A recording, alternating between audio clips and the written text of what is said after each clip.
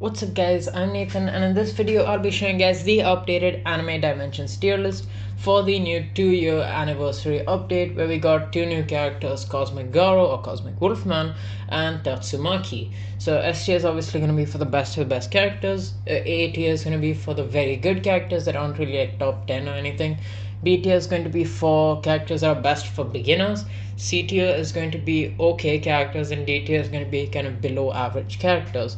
Starting off with Cosmic Goro. Now he is a really strong, just simple damaging type of character. He does not have too many like special abilities. For this video I'll be taking into account his awakened version.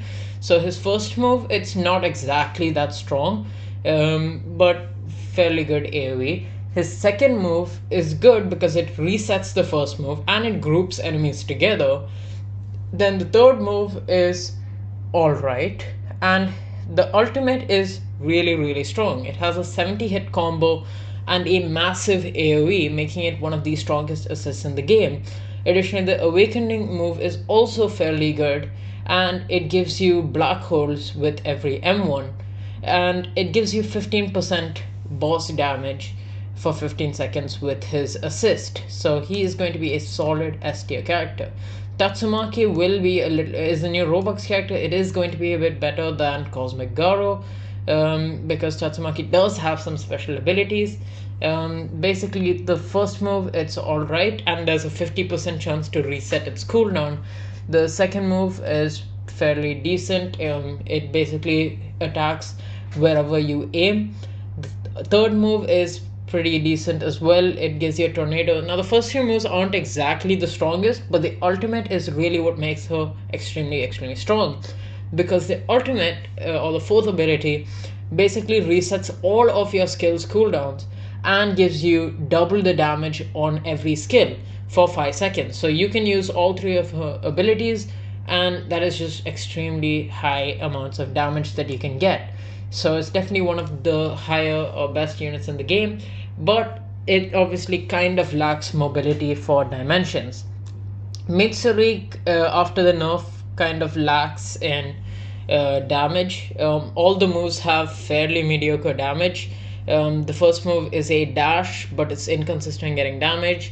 The third move basically has damage over time, which kind of auto tracks. It gives you extra speed, so it's pretty decent on dimensions. Plus the ultimate has good AoE and you can move around with it, but I feel like the damage just is really lacking compared to many of the other characters, so it's most likely going to be towards the top of A tier. Muichiro is still probably going to be like one of the best characters you can get for Robux at the moment. His third move is really strong. It gives you a 100 hit combo. His first move has a chance of resetting, and his ultimate will make his first move guaranteed reset. So overall it's a really good character. Strong in basically every mode and really good as an assist, as he'll give you 22% extra critical damage. Tatsumaki also has a buff, and I think that's 25% critical damage. Then next character is going to be Deku. Now Deku has pretty good mobility in dimensions because his third ability allows you to spam dash. However, with Deku, the problem is that his third move kind of has a fairly long cooldown, so he's gonna be a little bit weighed down by that, but he's still a really good character, so I'll be putting him in S tier right about there. Then we have Yorichi with his awakening.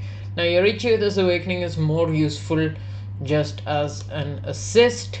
I'll put him right about here. This is because he's going to give you a lot of extra boss damage, 18%. As a main, he's alright, but there's definitely better options. He's a very good assist to use in things like boss rush. Then we have Broly. Broly is decent as an assist with very large AoE, but as a main, not very good. Gilgamesh is the same thing. Kokushibo is pretty decent, not very high amounts of damage, but very good in dimensions. Then we have Esdeath without awakening. Esdeath without the awakening is definitely not one of the characters I would recommend for you guys to get, considering everything is now obtainable.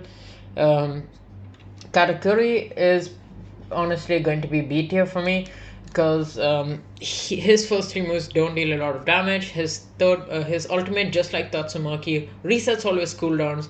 But Tatsumaki is much better because first of all it's higher damage, and second of all the ultimate is stronger, and it will actually double the damage of all the skills. So Katakuri is just a better version of Kaneki. Levi without awakening honestly has pretty decent mobility, but it's not going to be one of my recommended characters. However, the awakened version of Levi is pretty strong. Then we have Naruto. Naruto is a bad main, however, he is a relatively good assist, so I will be putting him right about here. Then we have Ryuko, who was actually made a lot cheaper now. Ryuko is actually fairly good character, honestly. Good mobility and good AoE as well. Then we have Alice. Alice is more like good for beginners. Decent amounts of damage, and it will actually heal you as well as your teammates. So obviously, it's good for other people in raids. And for you, well, you're going to be losing out on quite a bit of damage because Alice is definitely not the best character. I'll still be putting her right about here. Then we have Witch Megumin, who is definitely very outdated. Witch Megumin is going to come right about here. She's pretty good in time challenge, but nothing much other than that. Then we have Rengoku, who is a very good assist, which is why I'm going to be putting him right about here.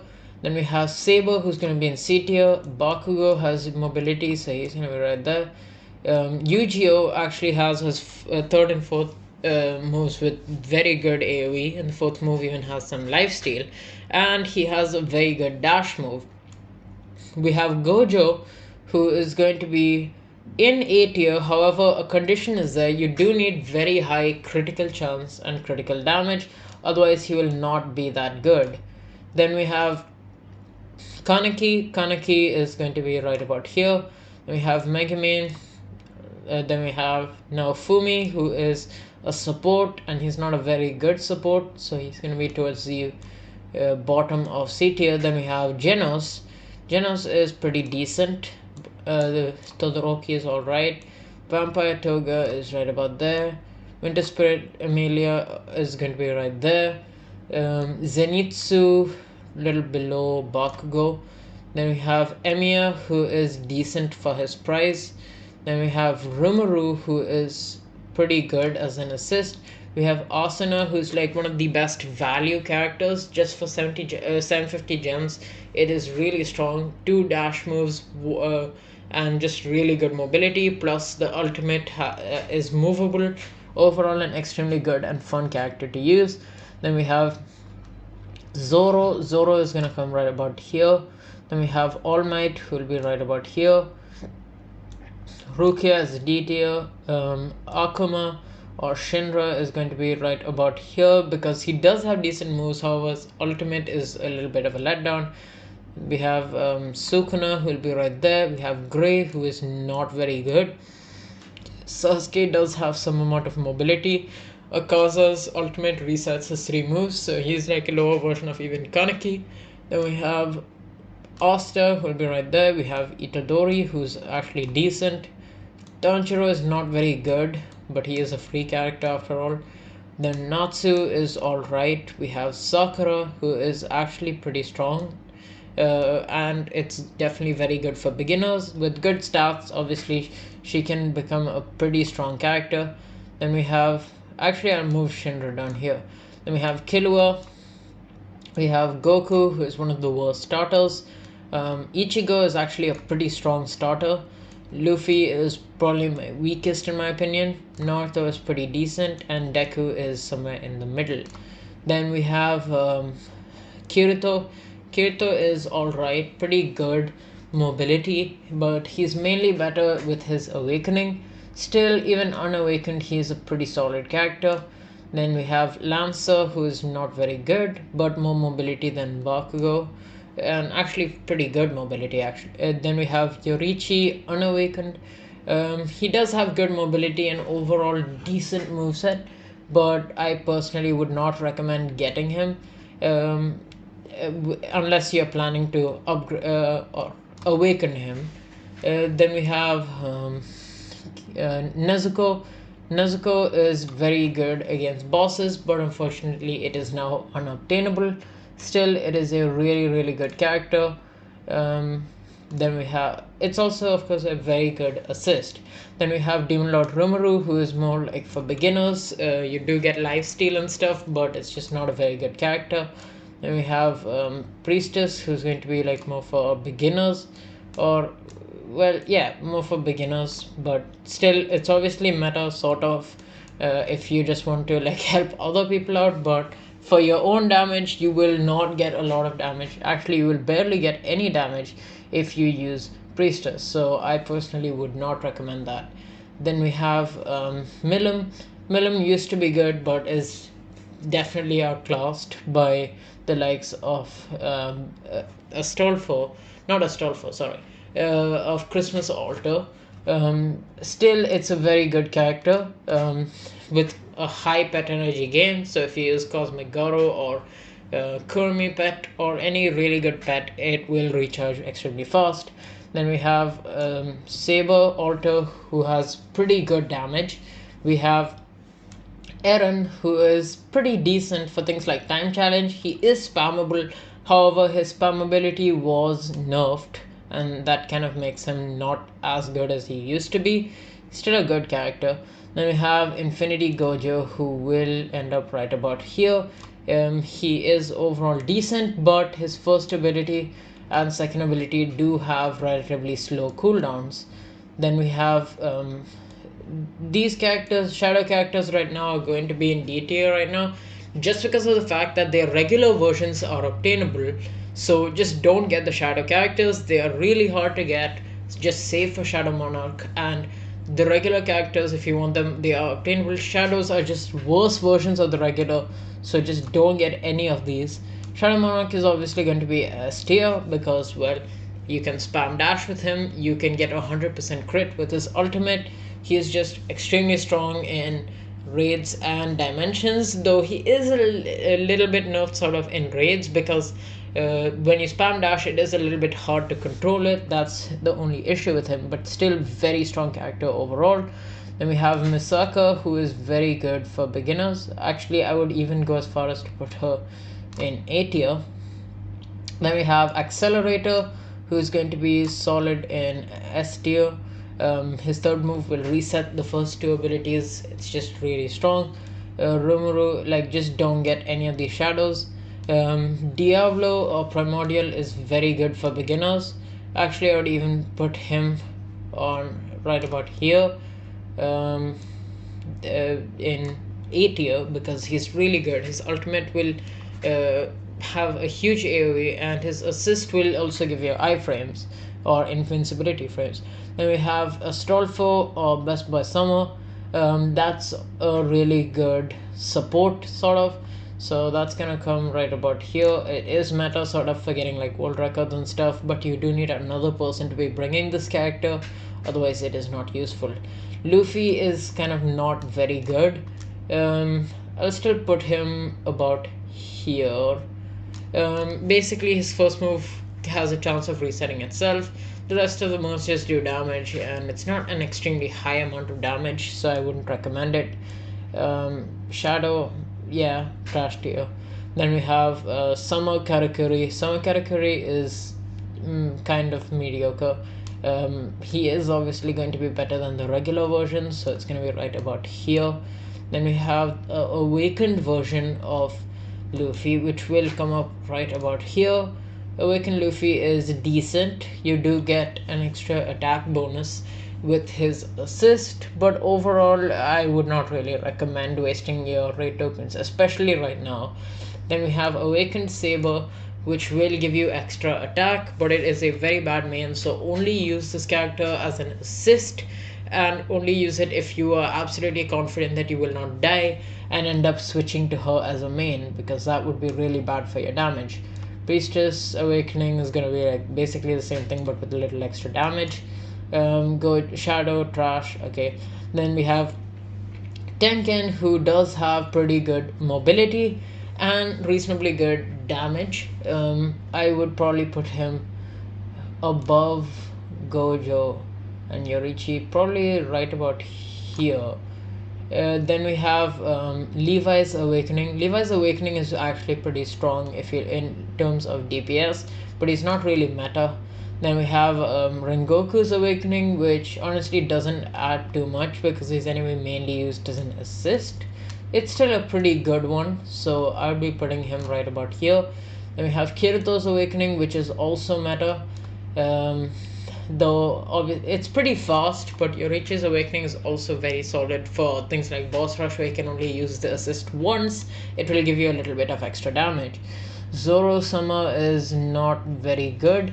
Actually, he's not terrible either. He's kind of mediocre, and obviously he's not obtainable anymore. He is kind of usable in dimensions, but in raids it's just a no-go. So I'll be putting him right about here. Then we have Shanks. Shanks would be pretty good actually. Basically like a different version of Accelerator or Esper. So he's kind of similar in stats if you compare it to Cosmic Garo, but probably a bit worse just due to Cosmic Garo having an awakening. He would probably end up right about here. Then we have Shadow Accelerator. It's just don't get any of these. Then we have Awakened Rimuru, which is pretty decent, but I wouldn't particularly recommend it. It's still alright if you want to get it. I'd be putting it around here. Pretty decent for beginners. Then we have Priestess Shrine, which is okay. I mean, if you want to be a support, then yeah, sure, it works. Then we have Obito. Obito is alright in dimensions and raids, but he's just not really the best. He is around top 15 in both, which would put him towards the top of A tier. Then we have Vampire Luffy. Vampire Luffy is not very good, but he does have pretty massive AoE, but he's a bit slow at everything. Then we have Naruto Beast Awakening. This is one of the characters that I really recommend for you guys to get before this update is over. He is very strong. Definitely recommend for you guys to get him. Then we have Chainsaw. Chainsaw is like, his moves do look good if you look at the special abilities that they will give you. However, he just doesn't damage a lot, and that's the thing that kind of drags him down. I'd probably be putting him somewhere towards the middle of A tier, right about here. Then we have Ichigo Final, which is still going to be one of the best characters. He's going to be right about here just because of the fact that Ichigo Final does beat Muichiro in dimensions, and he has that really cool thing where he'll give you a significantly higher damage boost if you actually take a lot of damage and if your HP is kind of low. So it's overall a really good character, especially if you have a lot of HP. And then we have Power or Blood Fiend. Power is pretty good. I'll be putting Power right about here. Actually, I will be moving Misaka as well as this down here. Might move all the priestesses also to B tier, because yeah, I mean, they're not really meta. Then we have Control or Makima. Makima is definitely one of the strongest, actually the strongest character in raids, but in dimensions kind of fall short. Still very good character. Then we have MUI Goku, who also can spam dash, but it's just, well, not going to be S tier. He's not like a top tier character. He would be right about here. Then we have Christmas Alter, who's going to be still really strong, especially if you use Kurumi Pet, which will just significantly buff the damage that you will get. Then we have Aizen. Aizen Void is not really that worth for a Robux character. I'd probably be putting him somewhere mid to high, like A tier. He is definitely not a good character in raids, but in dimensions he is decent. Actually, he's like towards the top 10, maybe a bit lower. Then we have Ichigo Fullbring, who is pretty decent. I'd be putting him right about here. Then we have Dio, who is definitely still one of the best raid characters that you can get. He's just really good at everything, so I definitely recommend for you guys to get him. For Dio, like, this is probably the first character that you guys should aim for from the new update, unless you already got him.